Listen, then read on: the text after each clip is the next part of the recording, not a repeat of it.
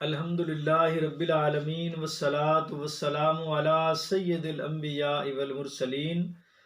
فاعوذ باللہ من الشیطان الرجیم بسم اللہ الرحمن الرحیم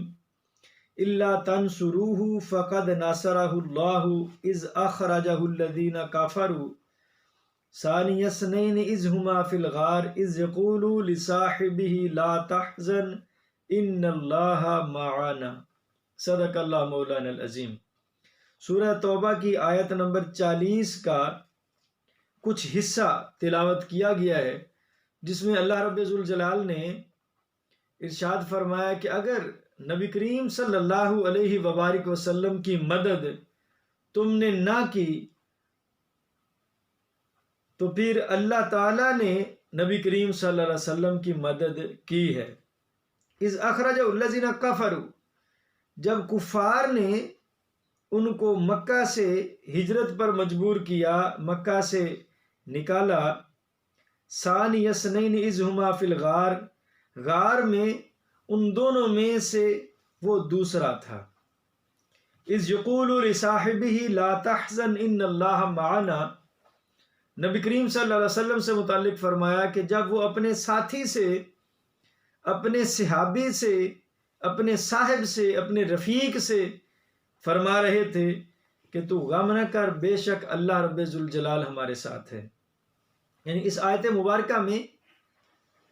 حضرت ابوبکر صدیق رضی اللہ تعالیٰ عنہ اور حضور صلی اللہ علیہ وسلم جب غار میں موجود تھے، اس غار والی بات کے حوالہ سے اللہ پاک نے کلام فرمایا ہے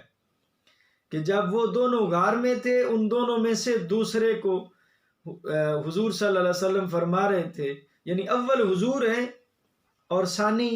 ابوبکر صدیق رضی اللہ تعالی عنہ ہیں۔ تو حضرت ابوبکر صدیق رضی اللہ تعالی عنہ ہجرت والی رات حضور سید الانبیاء صلی اللہ علیہ وسلم کے دائیں بائیں آگے پیچھے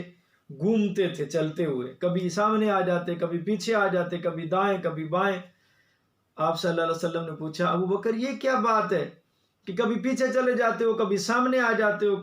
اور کبھی اطراف میں آ جاتے ہو؟ عرض کی یا رسول اللہ، مجھے خوف ہے کہ کوئی آپ کو نقصان نہ پہنچائے، میں اس لیے اطراف میں گھومتا ہوں کہ کوئی بھی چیز نقصان پہنچانے والی آپ تک پہنچنے سے پہلے اسے میرا سامنا کرنا پڑے۔ ابوبکر صدیق رضی اللہ تعالیٰ عنہ اپنے کندھوں پہ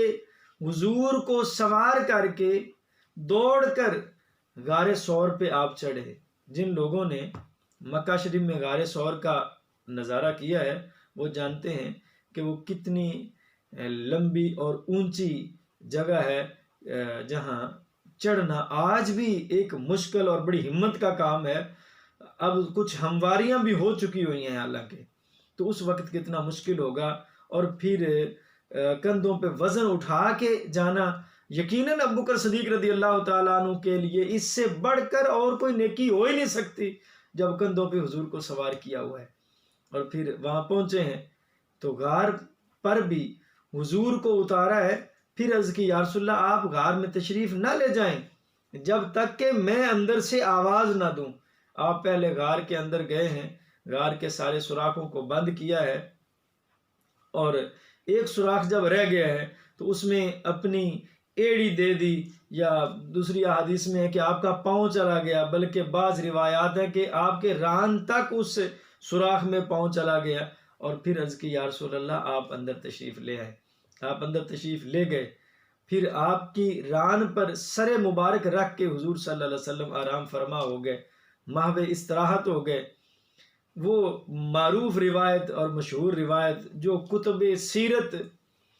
تقریباً معتبر کتب سیرت جتنی بھی ہیں ان میں یہ روایت سانپ کے ڈسنے والی موجود ہے۔ سیرت ابن ہشام میں ہے، ابن خلدون میں ہے، ضیاء النبی میں ہے، جلوہ جانا میں ہے، مختلف تفاسیر میں یہ روایت موجود ہے کہ وہ سانپ آپ کو ڈستا رہا۔ سانپ کے ڈسنے کی وجہ سے جو تکلیف آپ کو ہوتی رہی تو آنکھوں سے آنسو جاری ہوئے جو چہرہ مصطفیٰ پہ گرے، تو نبی کریم صلی اللہ علیہ وسلم بیدار ہوئے، فرمایا ابوبکر کیا ہوا؟ عرض کی حضور کوئی چیز ڈس رہی ہے، سانپ ڈس رہا ہے۔ اب فرمایا مجھے بتایا کیوں نہیں؟ پھر حضور صلی اللہ علیہ وسلم نے ارشاد فرمایا کہ پاؤں نکالو، پاؤں نکالا گیا تو پاؤں سوج چکا تھا، زخمی تھا. آپ صلی اللہ علیہ وسلم نے لعاب دہن مبارک لگایا اور آپ کا پاؤں درست ہو گیا، تکلیف جاتی رہی. یعنی ابو بکر صدیق رضی اللہ تعالیٰ عنہ وہ ذات ہیں جنہوں نے یہ گوارا نہیں کیا کہ کوئی جانور بھی آپ کو تکلیف پہنچائے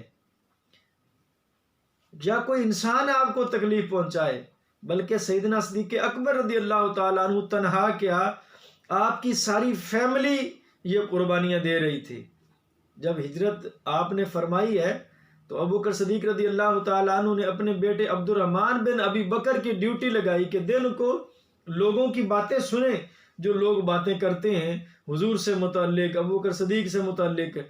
وہ باتیں سنیں اور پھر شام کو آ کے غار میں ہمیں بتائیں کہ لوگ ہمارے متعلق پلاننگ کیا کر رہے ہیں، ان کی اسٹریٹجیز کیا ہیں، وہ چاہتے کیا ہیں، ان کے خیالات ہمارے متعلق کیا ہیں، یا تعاقب کرنا چاہتے ہیں تو کیا ان کا انداز ہوگا، کب کرنا چاہتے ہیں، تاکہ اطلاعات وہ لے لے. وہ اطلاعات لیتے اور شام کو حضور کو آ کے، ابو بکر صدیق کو آ کے خبر کرتے. یعنی ابو بکر صدیق کا بیٹا یہ ڈیوٹی پر تھے کہ مکہ والے جو باتیں کرتے ہیں وہ آ کے خبر دیا کرتے تھے. عامر بن فہیرہ حضرت ابو بکر صدیق رضی اللہ تعالیٰ عنہ کا غلام، اس کی ڈیوٹی تھی کہ وہ اپنے جانور غار ثور کے قریب قریب چرائے، اس لیے کہ کوئی بھی آتا جاتا ہو تو اس کی خبر رکھیں اور پھر اطلاع دیں، اور جو عبد الرحمن بن ابی بکر ہو کے جائیں تو وہیں جانور چرتے رہیں، ان کے قدموں کے نشانات مٹ جائیں. یعنی عامر بن فہیرہ جو ابو بکر صدیق کے غلام تھے وہ بھی ڈیوٹی پر تھے. اور پھر حضرت اسماء بنت ابی بکر رضی اللہ تعالی عنہا، حضرت ابو بکر صدیق کی بڑی صاحبزادی، ان کی ڈیوٹی تھی کہ وہ کھانا بناتی تھی اور رسول اللہ صلی اللہ علیہ وبارک وسلم اور ابو بکر صدیق کے لیے کھانا لے کے غار میں پہنچتی تھیں اور کھانا پہنچاتی رہیں 3 دن تک. یعنی ابو بکر صدیق رضی اللہ تعالیٰ عنہ کی قربانیاں، حضور صلی اللہ علیہ وسلم کے ساتھ محبت اور سرکار دو عالم صلی اللہ علیہ وسلم پہ قربان ہونے کا جو جذبہ تھا وہ ابو بکر صدیق کی ساری فیملی میں کوٹ کوٹ کے بھرا ہوا تھا. ابو بکر صدیق خود ساتھ ہیں اور سانپ کے ڈنگ بھی کھائے جا رہے ہیں.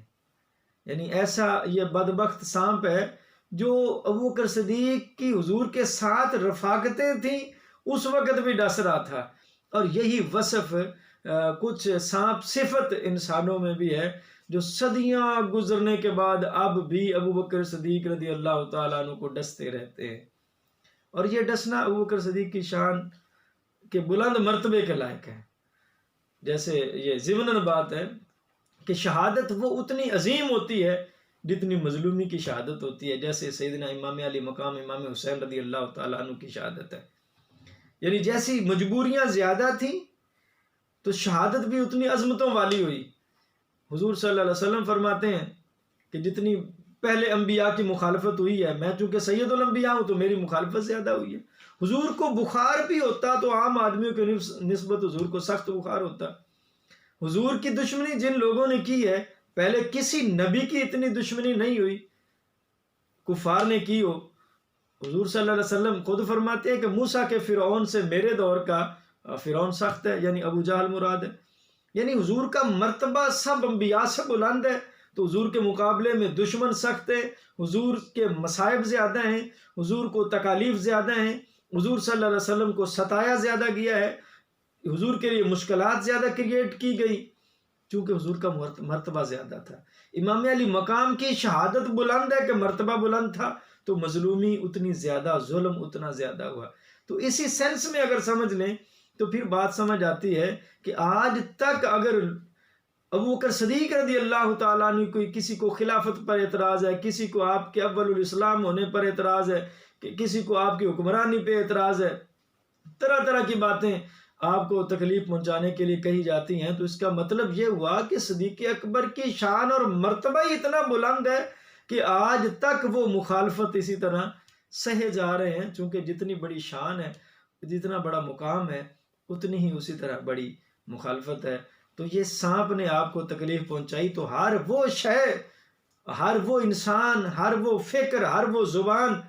یا میں سمجھتا ہوں یہ میرے نزدیک ایسا ہے کہ جیسے سانپ نے ابو بکر صدیق کو ڈسا ہے، حضور کی رفاقت ساتھ ہے اور پھر بھی سانپ نے تکلیف پہنچائی، تو اب بھی حضور کے رفاقت تو ان کو نصیب ہے، وہ مزار کے بھی یار ہے، ساتھ سوئے ہوئے ہیں، ساتھ آرام فرما ہے، تو وہ رفاقتیں اور وہ شان اور وہ عظمت ہے کہ آج تک آپ کو اسی طرح تکالیف پہنچائی جاتی ہیں، آپ کو ڈسا جاتا ہے الفاظ کے ذریعے، آپ کو جو اللہ اور اس کے رسول نے مقام و منصب دیا اس پر اعتراض کر کے آپ کو ڈسا جاتا ہے، تو یہ آپ کے بلند مرتبے کو سمجھنے کے لیے اتنا ہی کافی ہے کہ صدیاں بیت گئیں اور ابھی بھی آپ اپنے مرتبہ کے لحاظ سے لوگوں کی باتوں کا نشانہ بنتے ہیں۔ تو ابو بکر صدیق رضی اللہ تعالیٰ عنہ وہ عظیم ذات ہیں جو خود بھی قربانی دے رہے ہیں، ان کی بیٹی بھی خدمت پہ معمور ہے، بیٹا بھی خدمت پہ معمور ہے،